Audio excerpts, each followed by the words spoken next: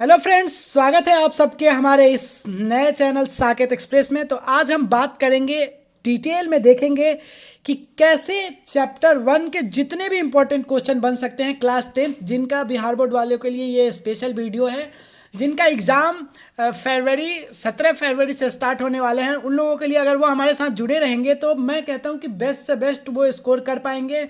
इन 15 दिनों में मैं उनकी इतनी बेस्ट तैयारी करवा दूंगा कि वो बेस्ट से बेस्ट स्कोर कर पाएंगे। तो आज हम देखेंगे एक्सरसाइज चैप्टर फर्स्ट का जितने भी इंपॉर्टेंट क्वेश्चन बन सकते हैं उस एक्सरसाइज से, वो मैं लेके आया हूँ आपके लिए। तो वीडियो को पूरा जरूर देखें, अच्छा लगे तो अपने दोस्तों में शेयर भी कर सकते हैं। चलिए, पहला क्वेश्चन जो है वो कह रहा है दो संख्याएं 27 और 36 का लॉसा 108 है, तो इनका मौसा क्या होगा। तो आपको पता है कि दो संख्या है 27 और 36।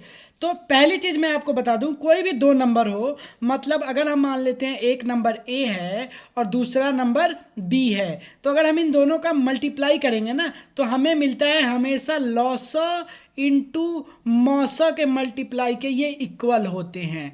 ये बात समझ में आ गई। इस बात को आप ध्यान में रख लीजिए कि जब भी आपको लॉसा और मौसा का मल्टीप्लाई करेंगे तो दो नंबरों के प्रोडक्ट के इक्वल होगा। हर एक टॉपिक को वैसे बताऊंगा, आपका कंसेप्ट क्लियर करते जाऊंगा, तो ध्यान से देखिए। हर एक क्वेश्चन अवेलेबल है आपको फर्स्ट एक्सरसाइज से, जितने इंपॉर्टेंट क्वेश्चन बन सकते हैं। तो अब यहाँ पे आप बात करेंगे, भैया फर्स्ट नंबर तो 27 है और सेकंड नंबर 36 है, और इसमें लॉसा और मौसा, तो लॉसा कितना पता है आपको, 108 पता है, और निकालना क्या है भैया, मौसा निकालना है। तो बस बन गई बात। यहाँ से हम क्या करेंगे कि यहाँ से हमें पता है कि मौसा निकालना है, तो बाकी का जो नंबर है उसे इसके डिनोमिनेटर में भेज देंगे। जब ये इसके नीचे आ जाएगा, क्यों, इधर मल्टीप्लाई में है तो इधर आके ये क्या हो जाएगा, डिवाइड हो जाएगा। और आपको पता है 36 तिया क्या होता है 108, और 3 से 27 कितनी बार में कटेगा, 9 बार में। मतलब आप लॉसा आसानी से मौसा निकाल लिए। आपका मौसा कितना आ गया, 9 इज इक्वल्स टू 9, और ये आपका बी आंसर बिल्कुल सही है। ठीक है, आगे से अगर ऐसा क्वेश्चन आएगा तो आप नहीं फंसेंगे। इस ये जो क्वेश्चन, ये जो कंसेप्ट है, इसको याद रखिए। ए इंटू बी मतलब किसी भी दो नंबर का, ये सिर्फ दो नंबरों के लिए ही लागू होता है। किसी भी दो नंबरों का अगर हम मल्टीप्लाई करेंगे तो इसका जो प्रोडक्ट होगा ना, ये इन नंबरों के लॉसा और मौसा के प्रोडक्ट के इक्वल होगा। ठीक है, चलते हैं नेक्स्ट क्वेश्चन में। उम्मीद करते हैं पहला डाउट आपका क्लियर हो गया होगा। दो संख्याओं 18 और 27 का मौसा होगा। अब इनका मौसा निकालना है। तो मौसा मतलब क्या होता है, महत्तम समापवर्तक। मतलब ये देखना है आपको कि मौसा वो कौन सा छोटा नंबर है, या वो कौन सा छोटा नंबर है जिससे आपको ये देखना है कि 18 और 27 का मौसा निकालना है। तो आपको ये देखना है, या तो एक चीज़ आप ये करो, इनका फैक्टर निकालो। आप करोगे 3 × 3 × 2, ठीक है जी। 27 का निकालो तो आप कहोगे 3 × 3 × 3। अब आप देख लो इन दोनों में कॉमन क्या है, मतलब जो दोनों में है क्या क्या है। तो एक 3 दोनों में है, ये 3 भी दोनों में है। क्या दो इसमें है, नहीं है, मतलब ये आपका मौसा हो गया जो दोनों में है कॉमन। तो 3 × 3 दैट मीन्स 9 आपका हो गया, आपका मौसा हो गया। किसी भी नंबर का मौसा निकालना हो तो पहले उसका गुणनखंड निकाल के और उसमें से कॉमन चीज, कॉमन जो नंबर होते हैं जो दोनों में हो, उसे हम अलग लिख के उनका मौसा निकाल सकते हैं। नेक्स्ट क्वेश्चन देखें, ये भी बहुत इंपॉर्टेंट क्वेश्चन है। 2 और 2.5 के बीच अपरिमेय संख्याएं कितनी हैं। परिमेय अपरिमेय जितने भी रियल नंबर से, रियल नंबर के जो भी कंसेप्ट है वो मैंने आपको वीडियो में दे रखा है, आप उसे देख सकते हैं, हमारे पिछले वीडियो में अवेलेबल है। ठीक है, हमारे इसी चैनल पे। 2 और 2.5 के बीच अपरिमेय संख्याएं कितनी हो सकती है। तो इसका सबसे इजी तरीका बताऊंगा। 2 है और 2.5 है, कह रहा है इसका बीच अपरिमेय संख्या बतानी है। अपरिमेय संख्या, परिमेय संख्या तो सबको पता होगा, ये मुझे मालूम है जहां तक। अब जो नंबर दे उसका स्क्वायर कर दो आप। 2 का स्क्वायर कितना होगा, 4 होगा, और 2.5 का स्क्वायर कितना होगा, 6.25 होगा।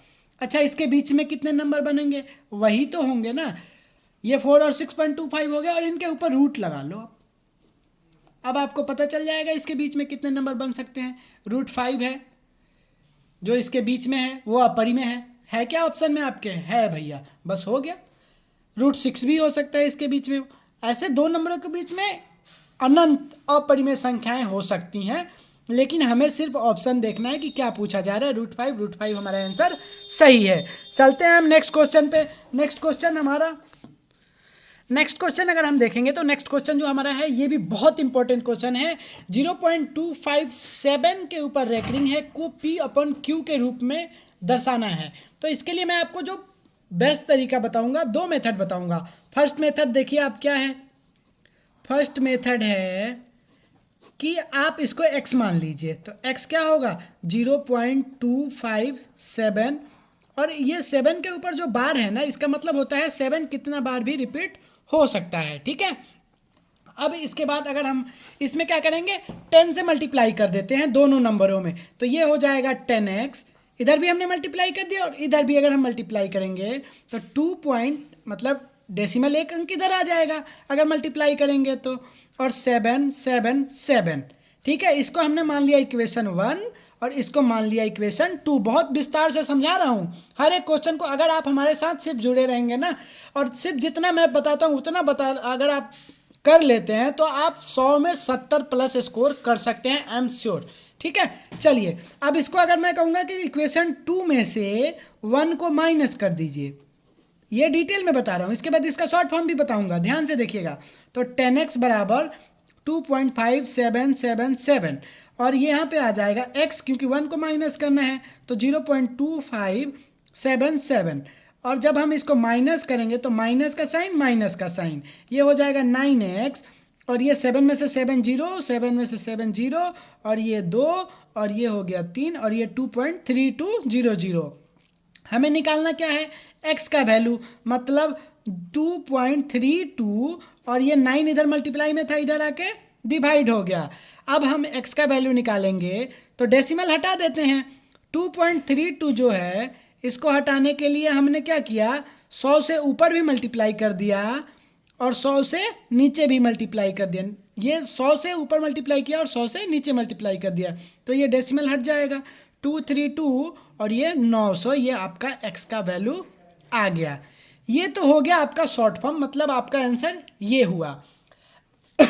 ये तो आपका लॉन्ग फॉर्म हो गया। लेकिन अगर शॉर्टकट में इसे बनाना हो तो सेकंड मेथड ध्यान से देखिएगा, एक बारी में बताऊंगा, बिल्कुल समझ में आ जाएगा। क्या करना है सेकंड मेथड में, आपको सिर्फ ये देखना है कि आपको 0.257 को कन्वर्ट करना है। मतलब आपके पास जो नंबर है पहले उसे तो आप लिख लें, मतलब 257, इसे पूरा लिख लें। अब जिसके ऊपर रेकरिंग है ना, जिसके ऊपर ये बार है, इसको क्या करना है, आपको माइनस कर लेना है। जिसके ऊपर बार नहीं है, कितने ऊपर बार नहीं है, 25 के ऊपर, तो इसको हम माइनस कर लेंगे इस नंबर में से। ऊपर का काम हो गया, जो ऊपर का है इसका काम हो गया। अब नीचे हम कैसे लिखेंगे, जितने पे बार है उतना 9 और जितने पे बार नहीं है उतना 0 लगा देना है। तो एक अंक पे बार है मतलब 1 9, और 2 अंक पे बार नहीं है मतलब 2 0, और जब आप इसको माइनस करेंगे तो ये 232/900। मतलब अगर ऐसा क्वेश्चन आपको आता है तो शॉर्टकट में आप ऐसे सॉल्व कर सकते हैं। चले देखेंगे अब इसके बाद next question number 5। Question number 5 क्या कह रहा है कि परिमेय और अपरिमेय संख्या का गुणनफल होता है। क्या होता है भाई, हाँ ये नहीं पता है, सपोज आपको ये पता है ना परिमेय क्या होता है, तो आप कहेंगे हाँ भैया ये तो पता है। परिमेय क्या होता है, आप कहेंगे कि भैया परिमेय हो गया 3, परिमेय नंबर है, और अपरिमेय क्या है, आप कह देंगे भैया √3 अपरिमेय है ना, तो इसका गुणनफल क्या होगा 3√3, और 3√3 क्या हो गया, अपरिमेय संख्या हो गया नहीं हो गया। अच्छा दूसरा एग्जाम्पल ले लेते हैं, एग्जाम्पल सेकंड। आप कहेंगे कि भैया 3/2 क्या हो गया, परिमेय हो गया। और अपरिमेय में पूछूंगा तो आप कहेंगे भैया √5 अपरिमेय है। मैंने कहा मल्टीप्लाई कर दो, क्या आएगा 3√5/2, और ये क्या हो गया, अपरिमेय हो गया। मतलब इससे फाइनल होता है कि परिमेय और अपरिमेय संख्या का गुणनफल क्या होगा, हमेशा अपरिमेय होगा या नहीं होगा, आप बताइए, होगा। ठीक है नेक्स्ट क्वेश्चन पे चलते हैं। 15 और 20 का लॉसो और मसो का अनुपात। तो पहले तो लॉसो निकाल लेते हैं और फिर मसो और दोनों का अनुपात निकाल लेंगे। तो 5, 15 और 20 का अगर हमसे कोई लॉसो पूछे ना तो हम सीधा बता देंगे कि भैया इनका लॉसो होगा 15, 15, 20 और ये हो गया 30 और ये हो जाएगा 60, इसका लॉसो होगा ना। और कोई मौसा पूछेगा तो मौसा भी मैं बता दूंगा, क्योंकि अब आप छोटे नहीं रहे, 10th क्लास में हैं, तो इतना तो आपको सडनली फटाक से निकाल लेना है। और इनका रेशियो किसका पूछ रहा है अब ये देखना है, लॉसो और मौसा, मतलब लॉसो ऊपर रहेगा और बटा मौसा।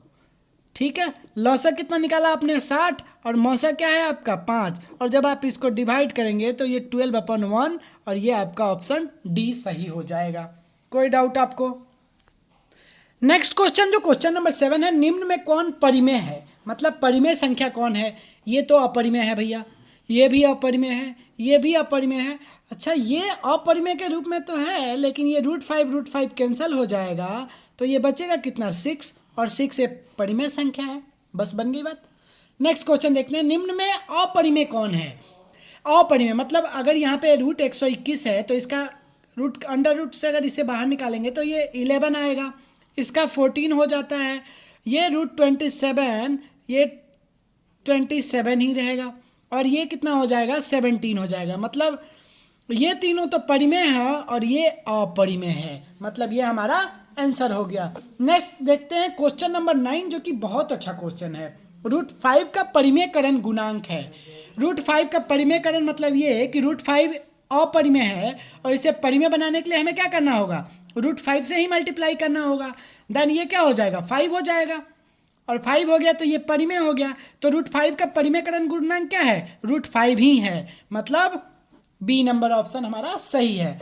अच्छा इसी का नेक्स्ट क्वेश्चन जो हमारा है वो नेक्स्ट क्वेश्चन अगर हम बात करेंगे तो नेक्स्ट क्वेश्चन कह रहा है 2 - √3, मतलब ये दोनों क्वेश्चन में से कोई एक क्वेश्चन आपको एग्जाम में देखने को मिल सकता है। क्वेश्चन क्या कह रहा है, 2 - √3 का परिमेयकरण गुणांक होगा। ये तो 1 डिजिट था, आपने आसानी से निकाल लिया। एक पद वाला था, ये 2 पद वाला हो गया। 2 - √3 मतलब ये सीधा सीधा इसका मतलब ये है ना कि इसमें किस नंबर के साथ मल्टीप्लाई करेंगे हम कि ये परिमेय नंबर हो जाएगा। अभी तो ये अपरिमेय है, तो मैं कहूँगा कि ये 2 + √3 के साथ अगर आप इसको मल्टीप्लाई कर देते हैं तो ये a - b और इंटू a + b के रूप में आ गया। और इसका क्या होता है फॉर्मूला, a² - b², मतलब 2 का स्क्वायर माइनस √3 का स्क्वायर, और 2 का स्क्वायर 4 और माइनस √3 का स्क्वायर 3, मतलब 1। परिमेय नंबर आ गया ना। तो आपको तो इससे मतलब नहीं है, ये तो मैंने समझाने के लिए बता दिया। ये पूछ रहे 2 - √3 का परिमेयकरण गुणांक क्या है, तो 2 + √3 है। तो ऑप्शन सी आपका सही हो गया।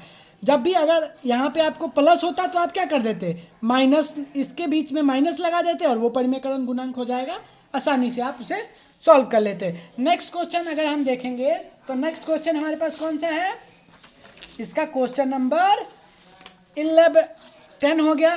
10 के बाद क्या आएगा हमारे पास, 11 क्वेश्चन नंबर आएगा। क्वेश्चन नंबर 11 इसका कह रहा है 92/115 का सरलतम रूप है। मतलब सरलतम ना, मतलब इसे जितना छोटा छोटा आप कर सकें, इसे आप भाग दीजिए तो 2 से भाग दीजिएगा, नहीं लगेगा। 3 से भाग दीजिए, 3 से लगेगा क्या, 3 से भी नहीं लगेगा, सीधे लगेगा 23 × 4 = 92, 23 × 5 = 105। तो इसका सबसे सरलता रूप क्या मिला आपको, 4/5, और यही आपका ऑप्शन बी भी है। ठीक है, नेक्स्ट क्वेश्चन में आते हैं, किसका दशमलव प्रसार शांत है। अच्छा शांत के लिए सबसे जरूरी चीज आपको बताता हूं, जब भी आपका दशमलव प्रसार शांत होगा ना तो उसका जो डिनोमिनेटर होगा वो या तो 2n के फॉर्म में होगा, या 5n के फॉर्म में होगा, या 2/n × 5n के फॉर्म में होगा। अगर इसका डिनोमिनेटर इस तीनों में से किसी एक फॉर्म में है ना तो इसका दशमलव प्रसार शांत होगा अथवा अशांत होगा, आप सीधे सीधे कह सकते हैं। ठीक है, तो अब देखिए इसका दशमलव प्रसार करेंगे, सिर्फ आपको डिनोमिनेटर देखना है। ठीक है ना, अगर आपको इसका सिर्फ हर अंश और हर देखते हैं ना तो आपको ये देखना है कि क्या ये 2 के फॉर्म में है क्या। तो 88 को आप क्या लिखेंगे, 2 × 2 × 2 गुने 11, तो 2 के फॉर्म में तो है लेकिन 11 भी है, लेकिन इसलिए ये नहीं होगा। अच्छा 210 को देखेंगे तो 7 × 3 21, 21 दूना के 42 और 25, तो ये भी नहीं है, सीधे सीधे आप कह सकते हैं।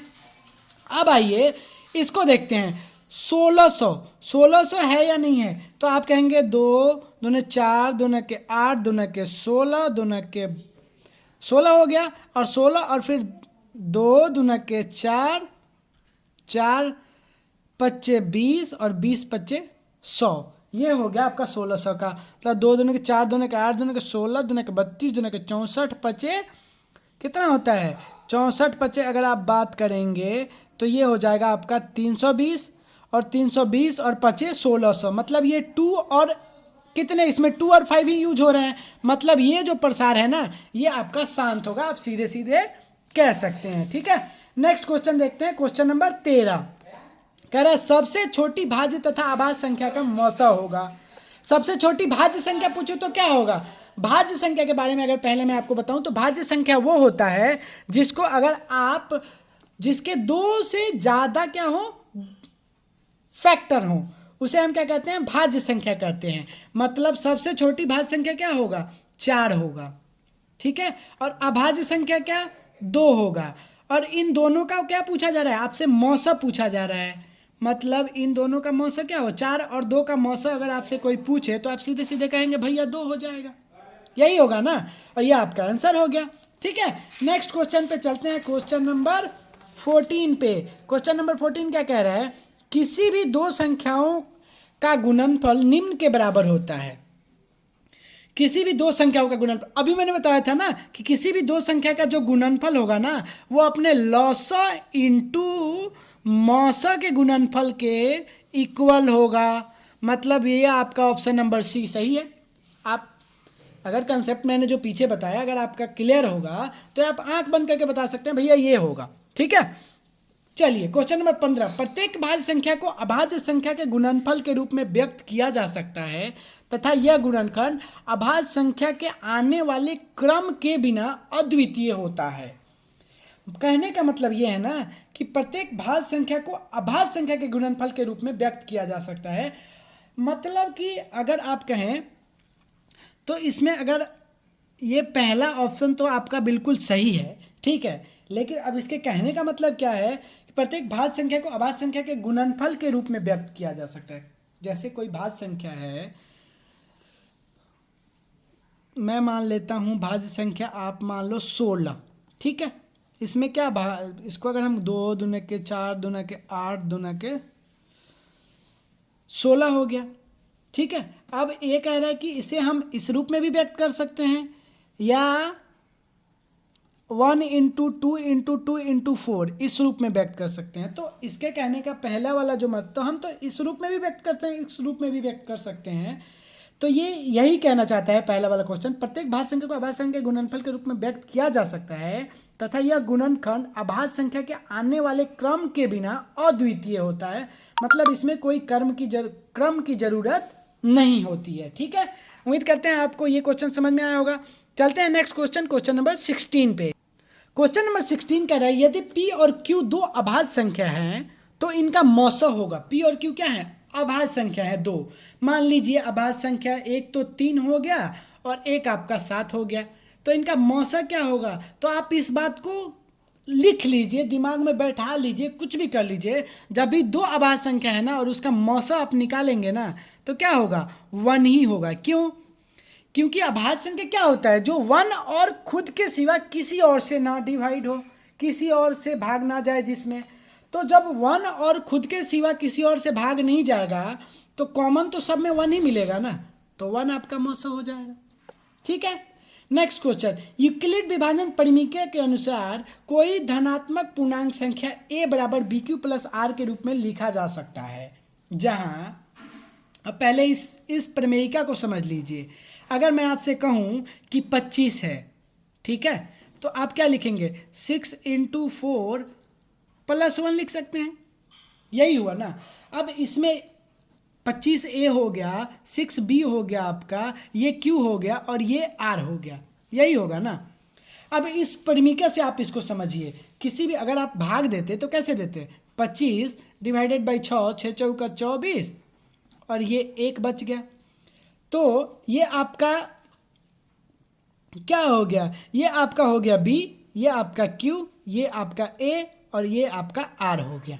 अब इसके हिसाब से समझिए, क्या R जो है वो 0 से बड़ा और उसके इक्वल हो सकता है? बिल्कुल हो सकता है। R 0 से बड़ा, 0 भी हो सकता है और 0 से बड़ा होगा ना। R क्या होगा, 0 से बड़ा होगा और 0 के इक्वल होगा। बात सही है। दूसरा क्वेश्चन कह रहा है जो R है वो B से क्या होगा, छोटा होगा हमेशा। बिल्कुल सही बात है, जो आपकी R की वैल्यू है वो हमेशा 6 से छोटी ही होगी ना। अगर इससे इक्वल भी हो गया तो ये 1 बार और ये क्या हो जाएगा, भाग लग जाएगा इसमें, और छोटा होगा तभी तो चलेगा, मतलब ये भी सही है।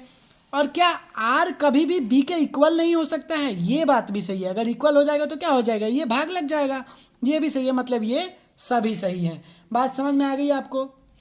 नेक्स्ट बात करते हैं, यूक्लिड विभाजन एल्गोरिदम के आधार पर प्राप्त किया जाता है। यूक्लिड विभाजन एल्गोरिदम के आधार पर क्या प्राप्त किया जाता है, इस फॉर्मूला से हम मौसा प्राप्त करते हैं। ठीक है।